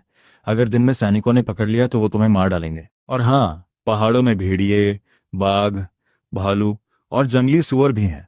रात में जाना तो संभल कर, कहीं किसी जानवर का शिकार मत बन जाना। सिस्टम ने बताया। मीरा की भरोसा रेटिंग अब 10 हो गई है। भरोसा स्तर 10 पर पहुंच गया। रायल ने सोचा, हत्या करने की कला अब ये काम आएगी, लेकिन सिस्टम की दी हुई बेसिक हत्या तकनीक शायद अलग तरह की होगी। कौशल प्राप्त करो। ड्रैक्स को अनाज टैक्स लेने के बाद जिंदा नहीं रहने देना है। अब मेरे पास ये क्षमता है तो उसकी मौत ऐसी दिखनी चाहिए जैसे एक हादसा हुआ हो। कुछ समय बाद मौसम बहुत खराब था। रायल सोच रहा था ड्रैक्स कहाँ है। तभी किसी ने कहा, एक आवाज भी निकाली तो जान से जाओगे। ड्रैक्स। ड्रैक्स सिल्का के कमरे में गया था। सिल्का का कमरा दूसरी मंजिल के बिल्कुल पूर्वी हिस्से में है। ड्रैक्स की हत्या के बाद अधिकारी पहुंचे। उन्होंने पूछा, मेरे मालिक, कल रात ड्रैक्स के साथ कौन था? जवाब मिला, सिल्का थी, लेकिन वो इतनी डरी हुई है कि कुछ बोल नहीं पा रही। उसका दिमाग जैसे सुन्न हो गया है। अधिकारी कहा, सिल्का को शांत करो। सिल्का, डरो मत, ध्यान से सोचो, कल रात क्या हुआ था? मैं वादा करता हूं तुम्हें न्याय मिलेगा। सिल्का कांपते हुए बोली, मुझे नहीं पता। अचानक किसी ने मेरे सिर पर कंबल डाल दिया। वो एक आदमी था। फिर मुझे गर्दन पर तेज दर्द महसूस हुआ और मैं बेहोश हो गई। जब होश आया तो ड्रैक्स मर चुका था। अधिकारी ने पूछा, मतलब तुमने उस आदमी की लंबाई या शरीर भी नहीं देखा? सिल्का रोते हुए बोली, मालिक, मैं सच कह रही हूँ, मैंने कुछ नहीं देखा, कृपया मुझे माफ कर दीजिए। अधिकारी ने आदेश दिया, गार्ड्स, इसे ले जाओ, इसे जेल में डाल दो। सिल्का चिल्लाई, दया कीजिए मालिक, दया कीजिए। फिर पूछा गया, हत्या का हथियार क्या था? क्या पता चला? जवाब मिला, मालिक, लगता है हथियार बर्फ की नुकीली छड़ी थी, लेकिन जब हम पहुंचे तब तक वो पिघल चुकी थी और कोई निशान नहीं बचा। अधिकारी कहा, हत्यारे को कैसे पता चला कि ड्रैक्स इसी कमरे में होगा, या फिर हत्यारा अंदर का कोई आदमी है? दूसरे ने जवाब दिया, इसकी संभावना कम है। कल रात एक नौकर लड़का पीछे वाले आंगन में गश्त कर रहा था। किसी ने उसे रास्ते में रोका था और उस लड़के को धमकी देकर ड्रैक्स की जगह पूछी गई थी। अब वो लड़का भी बेहोश पड़ा है। इसका मतलब हत्यारे का एक साथी जरूर था। दोनों को पकड़ो, जेल में डालो, अच्छी तरह पूछताछ करो। मैं देखना चाहता हूं कि पहले उनकी जुबान टूटती है या जेल के औजारों से उनका हौसला। रायल ने सोचा, मैंने ड्रैक्स को मारने के लिए बर्फ की सुई का इस्तेमाल किया था। अगर दोबारा वही तरीका अपनाया तो मैं खुद अधिकारियों को सबूत दे दूंगा। इतनी बड़ी गलती नहीं कर सकता। उधर पहाड़ों में कुछ लोग खड़े थे। एक नेता बोला, सब साथ रहो, मैं देखना चाहता हूं कौन आगे बढ़ता है। उसने कहा, मुझे उम्मीद नहीं थी कि इतनी कम उम्र की लड़की की तलवारबाजी इतनी खतरनाक होगी। तुम भी। मैं ब्लैक रिवर माउंटेन से हूं। तुम्हारे जैसे कौशल वाले इंसान को इस छोटे गांव में क्यों रहना चाहिए? हमारे साथ पहाड़ पर चलो, आजादी से जियो, अपनी मर्जी से जियो। क्या कहती हो? ब्रिन ने कहा, ब्लैक रिवर माउंटेन, मेरा तुमसे कोई झगड़ा नहीं है, न कोई दुश्मनी है। फिर तुम मुझे मारना क्यों चाहते हो? नेता बोला, हमें पैसे मिले हैं, हम लोगों की समस्याएं खत्म करने का काम करते हैं। मुझे बस इतना ही पता है। रायल ने पूछा, मेरी जान की कीमत कितनी लगाई गई है? जवाब मिला, 100 चांदी के सिक्के। रायल हैरान हुआ, मेरी जान के लिए 100 चांदी? वॉल्डिस, तुम्हारी हिम्मत बढ़ती जा रही है। लगता है ये दुश्मनी अब और बड़ी हो गई है। नेता ने कहा, मुझे माफ करना, मेरे जैसे साधारण इंसान को डाकू बनने में कोई दिलचस्पी नहीं है। ये सौदा यहीं खत्म। लेकिन हमारे रास्ते अलग हैं, इसलिए एक शर्त है। अगर तुम मेरा एक बार रोक पाई तो मैं चला जाऊंगा और फिर कोई तुम्हारा पीछा नहीं करेगा। दोनों के बीच लड़ाई शुरू हुई। ब्रिन ने पूरी ताकत लगाई, लेकिन सामने वाला बहुत मजबूत था। नेता बोला, तुम्हारी तकनीक अच्छी है, लेकिन ताकत कम है, तुम मेरे सामने टिक नहीं सकती। ब्रिन बोली, क्या ऐसा है? तो आज पता चल जाएगा। नेता ने कहा, ताकत का अंतर सिर्फ तकनीक से पूरा नहीं किया जा सकता। तभी रायल ने सुना, विद्वान भूखे मरते हैं, योद्धा खर्च करते हैं। उसने सोचा, इसका मतलब क्या है? लड़ाई सीखने के लिए पहले शरीर को मजबूत करना पड़ता है। इसके लिए बहुत ज़्यादा मांस खाना पड़ता है ताकि शरीर में खून और ऊर्जा बढ़े। फिर औषधियों से स्नान करना पड़ता है। अलग अलग औषधियाँ अलग असर देती हैं। अच्छी औषधियाँ महंगी होती हैं लेकिन शरीर में शक्ति जल्दी जमा करती हैं। रायल ने पूछा, अंदर की शक्ति, इसे कैसे समझूं? जवाब मिला, बाहरी ताकत सिर्फ शरीर की ताकत होती है जिसकी सीमा होती है। अंदर की शक्ति मतलब शरीर के अंदर ऊर्जा और औषधियों का प्रभाव जमा होना। जितना ज्यादा जमा होगा इंसान उतना मजबूत होगा। रायल समझ गया, मतलब औषधियों से शरीर को मजबूत करके शक्ति अंदर जमा करनी होती है। तभी कहते हैं कि विद्वान भूखे रहते हैं और योद्धाओं पर पैसा खर्च होता है। ब्रिन ने कहा, मुझे एक ऐसा तरीका पता है लेकिन उसके सामान बहुत दुर्लभ और महंगे हैं। रायल ने कहा, अभी उसकी चिंता मत करो। वो नेता मुझे मार सकता था। अगर उसकी तलवार थोड़ी भी अलग दिशा में जाती तो मैं मर जाता। लेकिन वो जिस तरह मीरा को देख रहा था कुछ अजीब था। तभी रायल ने मीरा को देखा। मीरा ने पूछा, तुम मुझे ऐसे क्यों देख रहे हो? मैं किसी पहाड़ी डाकू के साथ नहीं हूं। रायल ने कहा, जाकर आराम करो, कल बहुत काम है। मीरा ने मन में सोचा, वो तीसरा कमांडर अंकल जियाओ था, वो डाकुओं के साथ कैसे हो सकता है? अगर उसने मुझे पहचान लिया था तो कुछ बोला क्यों नहीं? क्या वो सोचता है कि मेरे लिए मर जाना ही बेहतर है? पिता, माँ, मीरा आपको बहुत याद करती है। तभी अचानक कुछ अजीब हुआ। मीरा घबरा गई और बोली, ये क्या हो रहा है? क्या कोई इंसान, क्या यहाँ कोई सोया हुआ है? इतनी सुबह सुबह? ये दुनिया भी अजीब है। हर छोटा मोटा आदमी आकर ढोल बजाता है और शिकायत करने लगता है। एक चांदी का सिक्का दो और हम तुम्हारी शिकायत काउंटी मजिस्ट्रेट तक पहुंचा देंगे। 3 चांदी दो तो हम खुद तुम्हें उनके सामने ले जाएंगे। पैसे नहीं है तो यहाँ से चले जाओ। अदालत का दरवाजा दक्षिण की तरफ खुलता है, लेकिन बिना पैसे के अंदर कदम नहीं रखा जा सकता। यही नियम है। तभी रायल आगे बढ़ा और बोला, कृपया अपने अधिकारी को खबर कर दीजिए। कल रात ब्लैक रिवर माउंटेन के 5 डाकू मेरे घर में घुस आए थे। उनका इरादा मुझे मारने और लूटने का था। मैंने उनमें से 3 को मार गिराया और 2 भाग गए। मैं इसकी रिपोर्ट करने और इनाम लेने आया हूँ। अधिकारी हैरान होकर बोले, ब्लैक रिवर माउंटेन के खतरनाक डाकू? इस लड़के ने 3 को अकेले हरा दिया? जरूर कोई बड़ा योद्धा होगा। जल्दी से मजिस्ट्रेट को बताओ। सच में महान लोग कम उम्र में ही सामने आते हैं। मजिस्ट्रेट ने कहा, मैंने तुम्हारा नाम पहले सुना था लेकिन मुझे अंदाजा नहीं था कि तुम इतने सक्षम हो। मेरा सम्मान स्वीकार करो। रायल ने पूछा, मजिस्ट्रेट मुझे जानते हैं? वॉल्डेस ने मुस्कुराकर कहा, बिल्कुल। तुमने बिना किसी के कहे बिंगजो की मदद की। तुमने एक दोषी अधिकारी के परिवार से जुड़े 2 लोगों को शरण दी। अगर बिंगजो के सभी लोग तुम्हारे जैसे होते तो ये इलाका कब का समृद्ध हो चुका होता। लेकिन आम लोग सिर्फ सामने की चीजें देखते हैं, उन्हें बड़ी तस्वीर समझ नहीं आती। रायल ने कहा, आप मेरी ज्यादा तारीफ कर रहे हैं। मैं भी बस एक साधारण इंसान हूं। वॉल्डेस ने कहा, मैंने सुना है तुम्हारा मेरे भतीजे ड्रैक्स से कुछ विवाद था। मैं सोच रहा था कि इस मौके का इस्तेमाल करके तुम दोनों की बात करा दूं। दुश्मनी को बढ़ने देने से अच्छा है उसे समय पर खत्म कर देना। लेकिन अफसोस, मेरा बेचारा भतीजा कुछ दिन पहले अपने बिस्तर में ही मारा गया। रायल ने हैरानी का नाटक करते हुए कहा, ड्रैक्स मर गया? ये तो दुर्भाग्य है। मैं तो खुद उससे हिसाब लेने वाला था। उससे पूछना चाहता था कि वो लोगों पर अत्याचार क्यों करता है। लगता है अब मुझे ये परेशानी नहीं उठानी पड़ेगी। वॉल्डेस ने कहा, अधिकारियों ने बताया कि तुम्हारे घर पर हमला हुआ था। दुर्भाग्य से काउंटी कार्यालय के पास पर्याप्त लोग और साधन नहीं है। रायल बोला, मैं आपसे मदद मांगने नहीं आया हूँ बल्कि आपको एक श्रेय देने आया हूँ। 3 डाकुओं की लाशें मैंने काउंटी कार्यालय के पीछे वाले दरवाजे पर भिजवा दी है। उनकी मौत को आप जिस तरह समझाना चाहें, आपकी मर्जी। वॉल्डेस ने तुरंत कहा, नहीं नहीं, ये सही नहीं होगा। मैं ऐसा श्रेय नहीं ले सकता जो मैंने कमाया ही नहीं। तुम मेरे लिए कुछ करना चाहते हो तो बदले में मुझे भी तुम्हारी मदद कर दो, वरना मेरा मन शांत नहीं रहेगा। रायल ने कहा, अगर आप इतना कह रहे हैं तो मेरी एक छोटी सी मदद कर दीजिए। वॉल्डेस ने पूछा, कैसी मदद? रायल बोला, मुझे याद है शुआंगशुई गांव के पीछे वाला पहाड़ माउंट वांगशियान बिंगझो के राजकुमार की निजी जमीन है। मुझे वो बंजर जमीन चाहिए। सिर्फ वही हिस्सा नहीं, आसपास की सारी खाली जमीन में भी मेरी रुचि है। वॉल्डेस हैरान होकर बोला, लगता है मैंने तुम्हें कम आंका था रायल। तुम इतनी बड़ी रकम जुटा सकते हो? रायल ने कहा, अभी नहीं, लेकिन एक दिन कर लूंगा। मैं बस पहले से योजना बना रहा हूँ। मुझे सही रास्ता ढूंढना है। वॉल्डेस ने कहा, मैं पता कर सकता हूँ, लेकिन बिंजो का राजकुमार पैसे की कमी में नहीं है। रायल ने जवाब दिया, आप बिंजो के राजकुमार नहीं हैं। आपको कैसे पता कि उसे पैसे की जरूरत नहीं होगी? हो सकता है उसे भी चिंता हो कि कोई इन बंजर जमीनों की देखभाल नहीं कर पाएगा। मैं आपकी मदद से बात को धीरे धीरे पता कर सकता हूँ। वॉल्डेस ने कहा, मैं कोशिश करूंगा, लेकिन ज्यादा उम्मीद मत रखना। मैं बड़ी दुनिया में छोटा आदमी हूँ। राजकुमार के दरबार में मेरी कोई खास ताकत नहीं है। फिर उसने कहा, ये चांदी के सिक्के अधिकारियों ने इकट्ठे किए थे। बिंगझो गरीब इलाका है, ऊपर से उन्हें लंबे समय से वेतन नहीं मिला है, इसलिए उन्हें गुजारा करने के तरीके ढूंढने पड़ते हैं। रायल, इसे दिल पर मत लेना। रायल ने पूछा, ये चांदी सिर्फ मुझे वापस मिलेगी या? रायल ने पूछा, क्या ये पैसे उन सभी लोगों को वापस मिलेंगे जिन्होंने काउंटी में कदम रखा है? वॉल्डस ने कहा, मैं भला सबको कैसे लौटा सकता हूँ? ये तो मैं सिर्फ इसलिए कर रहा हूँ क्योंकि तुमसे अभी मिला हूँ और लगता है कि हमारे विचार मिलते हैं। मैं इसे अपनी जेब से ठीक करूंगा, किसी और के लिए मैं ऐसा नहीं करता। रायल ने कहा, अगर ऐसा है तो धन्यवाद मेरे स्वामी, आप सच में अपनी जनता की चिंता करने वाले मजिस्ट्रेट हैं। वॉल्डस के जाने के बाद विंस ने पूछा, मेरे स्वामी, आप उसके बारे में क्या सोचते हैं? विंस बोला, इस आदमी को हल्के में नहीं लिया जा सकता। उसका दिमाग बहुत खतरनाक है और उसके तरीके भी बेहद सख्त हैं। उसने ब्लैक रिवर माउंटेन के डाकुओं को भी ऐसा फंसा दिया कि उन्हें पीछे हटना पड़ा। मुझे अब और यकीन हो रहा है कि ड्रैक्स की मौत के पीछे उसी का हाथ है। क्या आप उसका बदला लेना चाहते हैं? वॉल्डस ने कहा, सिर्फ जिंदा लोगों की कीमत होती है, मरे हुए लोग सिर्फ लाश होते हैं। पहले देखते हैं कि क्या हम उसे अपनी तरफ ला सकते हैं। ऐसा ताकतवर इंसान हमारे लिए बहुत बड़ा फायदा होगा। विंस ने पूछा, क्या आप उसे इस्तेमाल करना चाहते हैं? वॉल्डस ने कहा, अगर वो हमारा वफादार बन जाए तो सबसे अच्छा होगा, लेकिन अगर उसने मना किया तो हमें उसे खतरा बनने से पहले खत्म करना होगा। वॉल्डस ने पूछा, तुम्हें मेरी सेवा करते हुए कितना समय हो गया? विंस ने कहा, मेरे स्वामी 14 साल। जब मैं 8 साल का था तभी आपकी सेवा में आया था।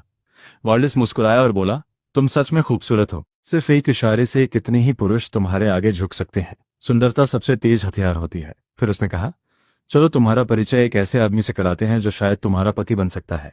कैसा रहेगा? विंस ने कहा, मैं सिर्फ आपके पास रहकर आपकी सेवा करना चाहती हूँ, कृपया मुझे दूर मत भेजिए। वॉल्डस ने कहा, कितनी बेकार चीज है। उसके पास जाओ, उसे अपने प्यार में फंसा लो। दूसरी तरफ रायल एक दुकान पर पहुंचा। उसने कहा, मालिक, मैं खास तौर पर तुम्हारे जंगली मांस के लिए आया था, लेकिन तुम मुझे खेत की मुर्गी को जंगली तीतर बताकर बेचने की कोशिश कर रहे हो। क्या तुम मुझे बाहर का आदमी समझकर बेवकूफ बना सकते हो? दुकानदार बोला, अच्छे ग्राहक, मेरी बात सुनो, 3 महीने बाद वापस आ, मैं वादा करता तुम्हें असली माल दूंगा। तभी एक आदमी ने रायल को देखा और बोला, इस आदमी की हथेलियों पर इतनी कठोरता है कि साफ है उसने कई सालों तक युद्ध की ट्रेनिंग ली है। रायल ने कहा, आपकी नजर अच्छी है। सामने वाला हंसकर बोला, बच्चे, तुम्हें भी पहचानना आता है। अभी जो वार किया गया था उसमें बहुत ताकत थी, लेकिन तुमने उसे इतनी सफाई से मोड़ दिया कि मेज पर रखे कटोरे तक नहीं हिले। तुम कोई साधारण इंसान नहीं हो, बहुत दिलचस्प हो। मेरा नाम रायकर है। तुम्हारा नाम? रायल ने कहा, रायल? रायकर बोला, अच्छा नाम है, क्या मेरे साथ थोड़ा मुकाबला करोगे? रायल ने कहा, माफ करना, मुझे अनाज खरीदना है, खेलने का समय नहीं है। रायकर ने कहा, अनाज टैक्स भरने के लिए? रायल ने कहा, हाँ। रायकर बोला, अगर तुम मुझे हरा दोगे तो मैं तुम्हें 20 चांदी दूंगा। क्या कहते हो? रायल ने सोचा, 20 चांदी जल्दी कमाने का अच्छा तरीका है, लेकिन यह आदमी ऐसे पैसे क्यों उड़ा रहा है? रायकर ने कहा, अगर मैं जीत गया तो तुम्हें हर महीने मेरे लिए एक जंगली तीतर लाना होगा और इस सराय में पहुंचाना होगा ताकि मैं भुना हुआ तीतर खा सकूं। रायल ने कहा, सौदा मंजूर है, ये बुरा सौदा नहीं है। यह आदमी बस खाने का शौकीन लगता है। दोनों में मुकाबला शुरू हुआ। रायल ने देखा कि सामने वाले में असली ताकत है। रायकर ने हमला किया, आधा कदम वाली क्रशिंग फिस्ट। रायल ने बचाव किया। रायकर की ताकत ज्यादा थी, लेकिन अंत में मुकाबला तय हो गया। रायकर ने कहा, आज मैं हार गया, लेकिन 1 महीने बाद फिर मुकाबला करेंगे। अगर उस दिन तुम जीत गए तो मैं तुम्हें 100 चांदी दूंगा। रायल ने कहा, ठीक है, मैं यहां रहूंगा, वादा वादा होता है। ये लो, 3 दिन बाद मैं तुम्हारे लिए जंगली तीतर भेज दूंगा ताकि तुम इस सराय का स्वाद चख सको। रायकर हंसकर बोला, यही तो बात है, अब से तुम मेरे दोस्त हो। फिर रायल एक नक्शा देखा और सोचा, ये बिल्कुल उसी नक्शे जैसा है जो मुझे गुफा में मिला था। आखिर ये चीज क्या है? सामने वाला बोला, मुझे कैसे पता? तुम यहाँ सामान खरीदने आए हो, माल कहाँ से आया ये पूछना तुम्हारा काम नहीं है। दुकानदार ने कहा, तुम्हें सामान की मंजिल के बारे में भी नहीं पता? तुम्हें तो सबसे जरूरी नियम तक नहीं मालूम। रायल ने सोचा, ये बूढ़ा लोमड़ी चालाक है, ये नक्शा शायद बाकी नक्शे रखने वालों को बाहर निकालने का जाल है। तभी उसने पूछा, इसकी कीमत कितनी है?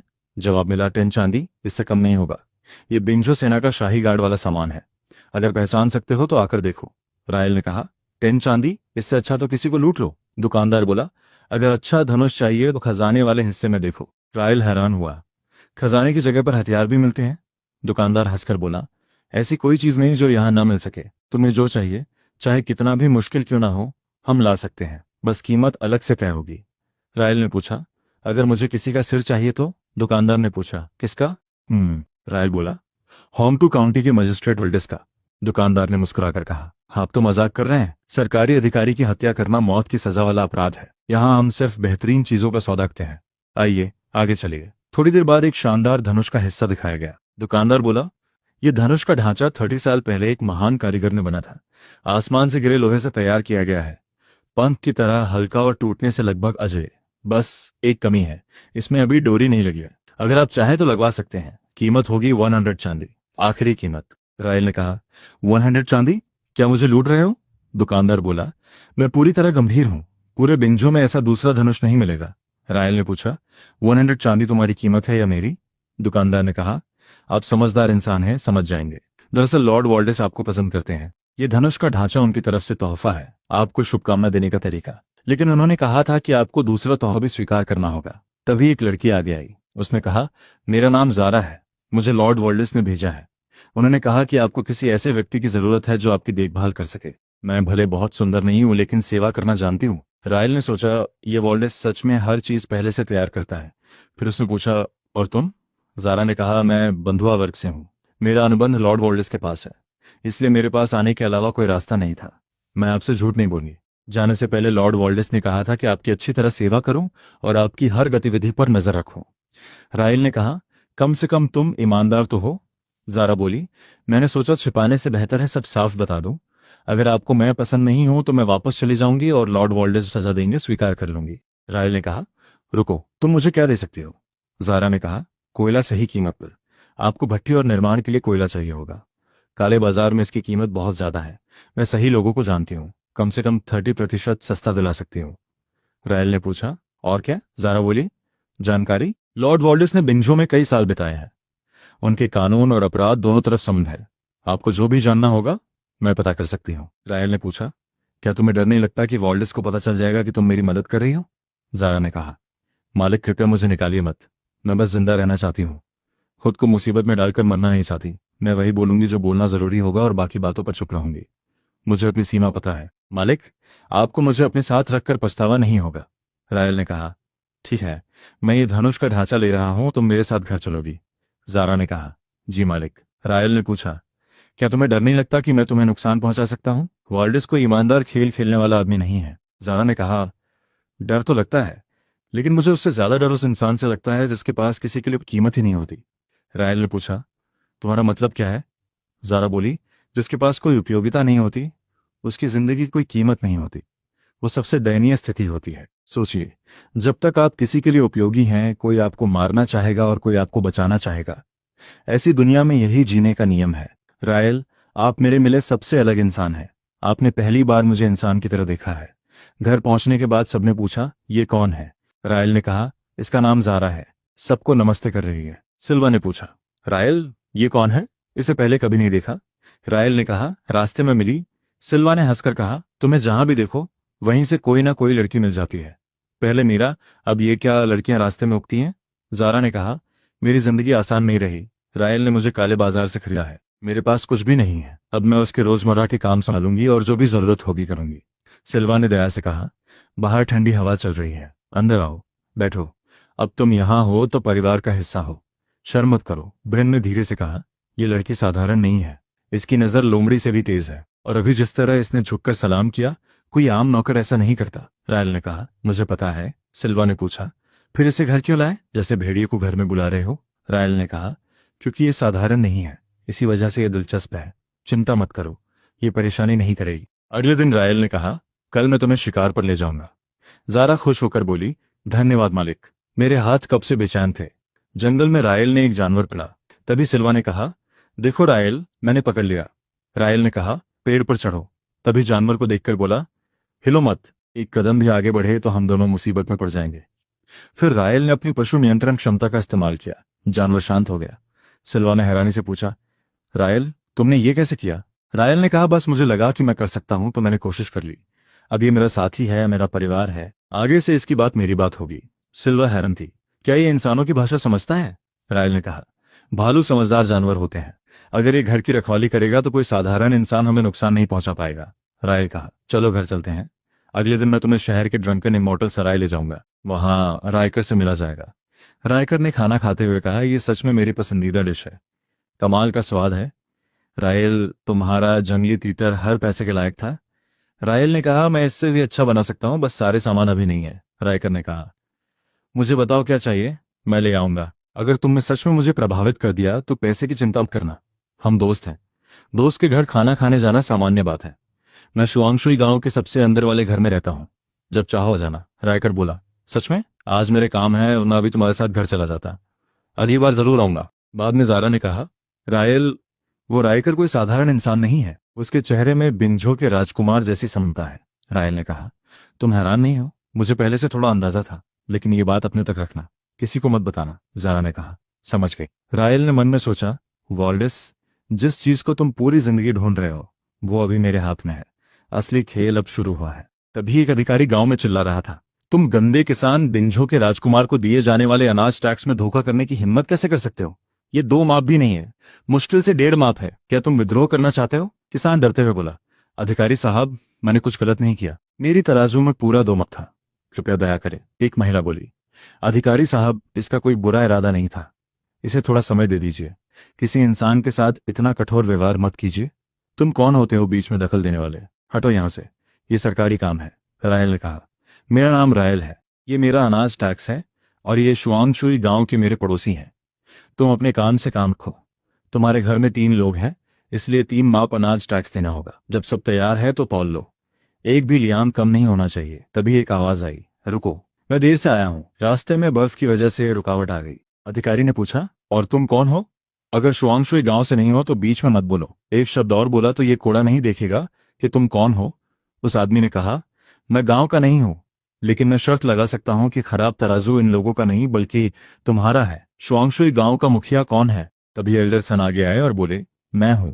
उस आदमी ने पूछा, एल्डर सन, गांव के पास 100 जिन वाला बाट है ना, उसे बाहर लाओ, मैं देखना चाहता हूं कि ये लोग कौन सा खेल खेल रहे हैं। अधिकारी गुस्से में बोला, तुम्हारी हिम्मत कैसे हुई? ये बिंझो के राजकुमार के लिए वार्षिक टैक्स है, अगर कुछ गलत हुआ तो क्या तुम नतीजे भुगत सकते हो? सैनिकों, इसे पकड़ लो। तभी उस आदमी ने अपनी पहचान दिखाई, ध्यान से देखो, मैं बिंझो पेट्रोल कार्यालय का निरीक्षक हूँ। तुम्हें लोगों से इस तरह टैक्स लेने की हिम्मत किसने दी? लोगों का अनाज चुराकर अपनी जेब भर रहे हो, क्या तुम्हें लगा कोई देख नहीं रहा? अधिकारी डर गया और बोला, निरीक्षक साहब, हमें माफ कर दीजिए, हम तो बस आदेश मान रहे थे। काउंटी मजिस्ट्रेट वॉल्डेस ने ऐसा करने को कहा था। उसने कहा, इस साल फसल अच्छी है, इसलिए 10% ज्यादा वसूलो। निरीक्षक गुस्से में बोला, बहुत बड़ी हिम्मत है उसकी। वापस जाओ और वॉल्डेस से कहना कि मैं शुआंगशुई गांव में उसका इंतजार कर रहा हूं, उसे खुद आकर जवाब देना होगा। अगर नहीं आया तो वो अपनी सरकारी टोपी भूल जाए। अधिकारी बोला, जी साहब, हम तुरंत संदेश पहुंचाएंगे, अब निकलो यहां से। गांव वालों, आज से अनाज वसूली बंद रहेगी। मैं पूरी जांच करूंगा और फैसला होने के बाद बताऊंगा। मैं भ्रष्ट अधिकारियों को इस गांव में लोगों को परेशान नहीं करने दूंगा। सब लोग अपना अनाज वापस घर ले जाओ। गांव वाले खुश होकर बोले, धन्यवाद मान साहब, भगवान आपका भला करे। तभी उस आदमी ने रायल से कहा, तो रायल, मैंने आज तुम्हारी जान बचाई है, अब तुम पर मेरा एहसान है ना? रायल मुस्कुराया और बोला, बचाया नहीं, तुमने बस इस मौके का इस्तेमाल अपनी अच्छी छवि बनाने के लिए किया है। हम दोनों जानते हैं, बिंजो का राजकुमार अभी सत्ता में आया है, उसके तरीके साफ नहीं है, उसे पैसे चाहिए, लेकिन उससे ज्यादा उसे अच्छी छवि चाहिए, क्योंकि अच्छी छवि भी एक तरह की ताकत होती है। आदमी हंसकर बोला, लगता है तुमने मेरी चाल पकड़ ली, तुम सच में बहुत तेज हो। सच कहूं तो तुम्हारे साथ दोस्ती करना थका देने वाला होगा, हर समय दिमाग लगाना पड़ेगा। रायल ने पूछा, तुम सच में ऐसे ही रहते हो, इतनी क्षमता होने के बाद भी? आदमी बोला, मैंने कभी पढ़ाई करने की कोशिश की थी, लेकिन सफल नहीं हुआ, कई साल बर्बाद हो गए। अभी हाल ही में शिकार शुरू किया है, इसलिए हालत थोड़ी बेहतर हुई है। चलो अंदर चलो, मैं तुम्हें अपना खास ब्रेस्ड पोर्क खिलाता हूँ। आदमी बोला, खास ब्रेस्ड पोर्क? नाम सुनकर ही लग रहा है कि शानदार होगा, आज मेरा दिन अच्छा है। दोनों अंदर गए। खाना खाते हुए बोला, ये तो मुंह में जाते ही पिघल रहा है, स्वाद गहरा है लेकिन भारी नहीं, जरा भी जंगलीपन का स्वाद नहीं, कमाल है, बिल्कुल कमाल। रायल ने कहा, अच्छा लगा तुम्हें पसंद आया। रायल ने फिर पूछा, रायकर, मैं तुमसे कुछ पूछना चाहता हूँ, पता नहीं ये तुम्हारे अधिकार में आता है या नहीं। रायकर ने कहा, पूछो, जब तक बात देशद्रोह की नहीं है, बाकी सब पर बात हो सकती है। रायल ने पूछा, शुआंगशुई गांव के पीछे जो जमीन और जंगल है, क्या वो बिंझो के राजकुमार की संपत्ति है? रायकर ने कहा, ज्यादा संभावना तो यही है, लेकिन पक्के तौर पर जानने के लिए मुझे रिकॉर्ड देखना पड़ेगा। तुम क्यों पूछ रहे हो, क्या तुम्हें शिकार की जगह चाहिए?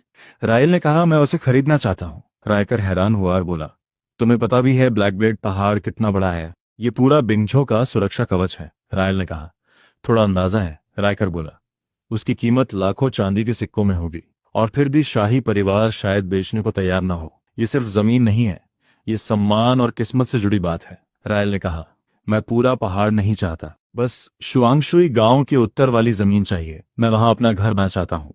अभी घर बहुत छोटा है और अपनी जमीन ना होना मुझे अच्छा नहीं लगता।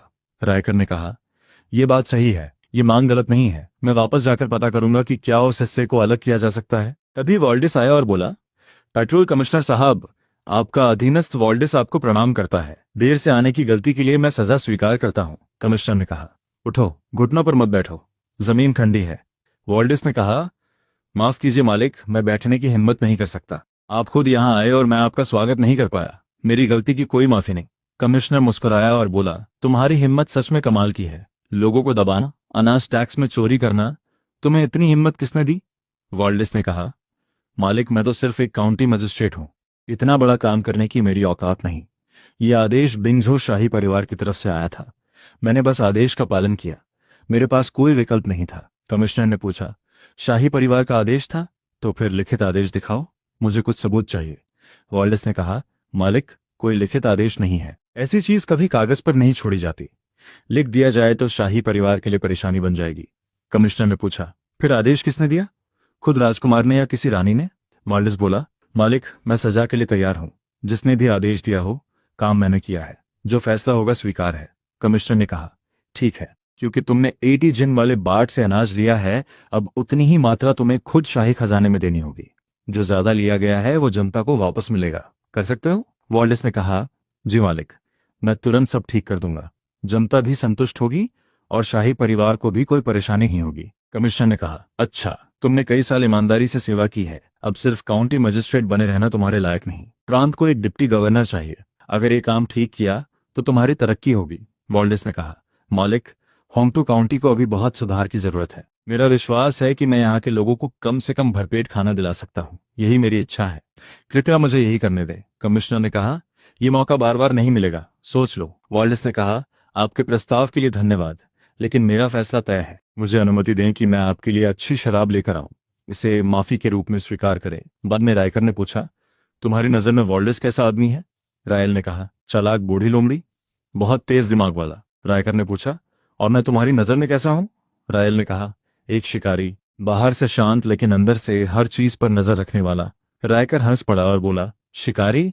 ये नाम अच्छा है। मुझे पता था मैंने तुम्हें सही पहचाना। रायल, तुम सच में दिलचस्प इंसान हो। इस दुनिया में बहुत कम लोग हैं जो मुझे समझते हैं। तुम उनमें से एक हो। तभी एक साथी ने कहा, मालिक क्या वो सामने झाउजिया गांव के शिकारी नहीं है? वो लोग घेरा बना रहे हैं। रायकर ने देखा और कहा, सही पहचाना, ये त्रिकोण वाला घेरा है। ये लोग तैयारी करके आए हैं। साथी ने पूछा, मालिक क्या हमें निकल जाना चाहिए? उनकी संख्या ज्यादा है और पहाड़ में सीधी लड़ाई हमारे लिए नुकसानदायक होगी। रायल ने कहा, अब देर हो चुकी है, चारों तरफ देखो। शिकारी बोले, अरे तुम जाउजिया गांव से हो ना? हम पहले भी पहाड़ पर मिले हैं। बैठकर बात कर लेते हैं। तीर और हथियारों की जरूरत नहीं है। सामने वाले ने गुस्से में कहा, चुप रहो रायल, अब माफी मांगने का समय निकल चुका है। आज जाउजिया गांव तुम्हें बताएगा कि हमारे खिलाफ जाने की कीमत क्या होती है। रायल ने कहा, तो आज जान की लड़ाई है? ठीक है, पहाड़ों में ही पता चलता है कि असली शिकारी कौन है। आगे बढ़ो। कुछ लोगों ने हमला शुरू किया। रायल ने कहा, तुम सच में मारने आए हो? ये इंसानों की जिंदगी है। तुम मुझे मार सकते हो, लेकिन मैं चुप नहीं रहूंगा। अभी चले जाओ तो मौका है, रुके तो मैं ऐसा करूंगा कि तुम्हें जीना भी मुश्किल होगा और मरना भी। उन्होंने तीर चलाने का आदेश दिया। तभी रायल को कुछ अजीब लगा। उसने कहा, रुको, ये सारे जाउजिया गांव के लोग नहीं हैं। ये तीर जाउजिया के जैसे हैं, लेकिन इन पर कुछ लगाया गया है। ज्यादा दूरी तक जाते हैं और ज्यादा खतरनाक है। कोई भीड़ में छिपकर जाउजिया गांव को इस्तेमाल कर रहा है। रायल ने कहा, बाहर आओ और मेरे सामने लड़ो। फिर उसने अपने साथी से कहा, तुम नीचे वाली घाटी से निकल जाओ, पीछे मत देखना। अब मैं तुम्हारी रक्षा नहीं कर पाऊंगा। उसने कहा, मालिक मैं आपको छोड़कर नहीं जा सकता। भले मैं कमजोर हूं, लेकिन भाग गया तो जिंदगी भर खुद को माफ नहीं कर पाऊंगा। तभी रायल ने कहा, ध्यान से देखो, तुम्हें कुछ दिखाता हूं। तभी भेड़ियों का झुंड आ गया। खून की गंध से वो आए थे। उनमें सबसे आगे भेड़ियों का राजा था। दुश्मनों ने कहा, रायल पहले अपने मतभेद भूलकर इस भेड़िए के राजा को मार लेते हैं, शिकार बांट लेंगे। रायल ने कहा, मना है। एक आदमी हंसकर बोला, अब तुम भेड़िए के पेट में जाओगे। घमंडी लोगों का यही अंत होता है। सब हैरान थे क्योंकि भेड़िए का राजा रायल की बात मान रहा था। एक शिकारी बोला, तुम इंसानों की तरह जानवरों को कैसे काबू कर लेते हो? रायल ने कहा, हम अच्छे रिश्ते में नहीं हैं, लेकिन ये मेरी बात समझता है। जाउजिया गांव के लोग डर गए और बोले, हमसे गलती हो गई, हमें जाने दो, हम कभी तुम्हारे पीछे नहीं आएंगे। रायल बोला, घास काटते समय जड़ छोड़ दी जाए तो फिर उगाती है। एक आदमी बोला, मुझे ब्लैक ब्लेड पहाड़ के खजाने का रहस्य पता है, क्या ये मेरी जिंदगी बचा सकता है? रायल ने कहा, बताओ, देखते हैं तुम्हारा रहस्य कितना कीमती है।